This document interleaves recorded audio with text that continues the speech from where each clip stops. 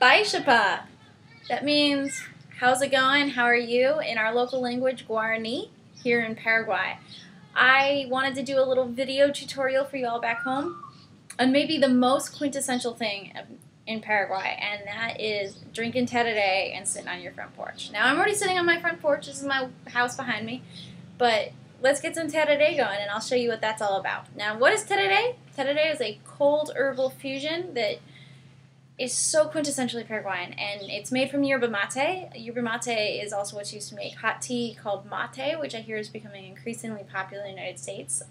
Yerba mate and the hot version mate is drank in Argentina and Uruguay also, but the quintessential Paraguayan version is cold, and it's called tereré because it is hot here in Paraguay, so ain't nothing better. So how do we do this? Well, you need your favorite brand of yerba mate. I am a campesino gal, and I kind of cheat, and I buy the one that already has flavor in it. It's got mint in it, this version, the refrescante, which means refreshing. You can also just buy plain yerba mate and add herbs at your plate, whatever suits your fancy. Mint, ginger, lemongrass are all really popular. There's a whole culture kind of surrounding the herbs you put in your water in tereré. They're called jujos. Many claim that there's medicinal qualities to them.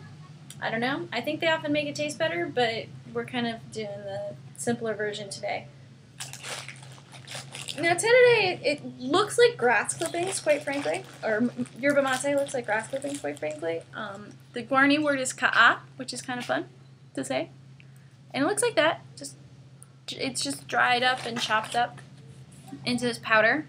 Now, what do you need to kind of have a tereré circle in a tereré session? You need a big jug of water and an equipo. We call it an equipo. So there's a lot of parts. Yours does not have to look like this. You just need a jar of water. This is my very lindo, as we would say, very pretty, very fashionable version. She's got nyandi tea, which is kind of Paraguayan lace, and it's all wrapped in leather because they wrap everything in leather here. But really, underneath, I swear to God, this is a Rubbermaid thermos. One of those big ones you see construction workers using a lot. And then they've added this little holder for my guampa. And a guampa is the cup you use for tereré. Really, you can use any cup you want. Don't use something too big. This in reality is actually probably only that big. And then the one piece of equipment I don't know how you could get away without using is a bombilla. And now a bombilla is this straw that's like a strainer at one end. I don't know if you can see that very well. And then it's a regular straw and it's metal, which allows kind of the water to go through and not the yerba. So you fill up your cup, you place your bombilla, and you get it all ready. And you pour gotta open it. Pour yourself a little bit of tea.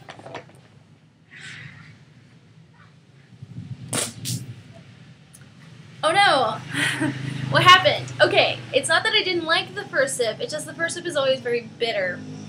So you usually spit it out. You can spit it out on the floor, on the dirt, in the grass, sink, whatever. And it just gets that first really heavy drink out of the way. Now we're ready. Now we're really ready.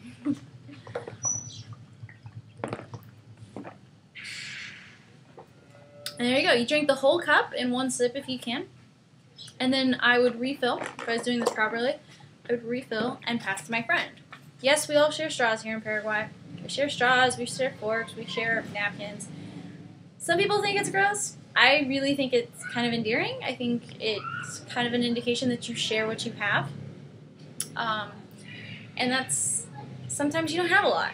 So I freely share straws now. Don't think it's weird. But it might be something you'd have to get over if you wanted to do this in America. Because honestly, to have two people sitting next to each other, each drinking from their own tereré mug or own tereré cup would be the weirdest thing on earth. Just so weird. I can't even imagine that. But anyways, it's also a sign of friendship to share tereré. To invite someone to tereré, definitely invite them to be your friend or share goodwill. To say no is to indicate that you don't want that friendship. If you have a genuine reason you don't want to drink tereré, it better be a good one. Like, I just ate watermelon. That's a perfectly fine reason to get out of Terrere. Okay, I know it sounds ridiculous, and there's a lot of kind of myths surrounding the watermelon Terrere combo. Some will say that you might die. Not true. I've done it because I'm kind of just can't let these things stand. I've got to prove them wrong. But you do get very uncomfortable. You will have a stomach ache. I promise. I was not comfortable when I did that. But anyways, this is Terrere. There's so much more about it, but hopefully you guys can maybe get your hands on a bombilla and some yerba and try it at home.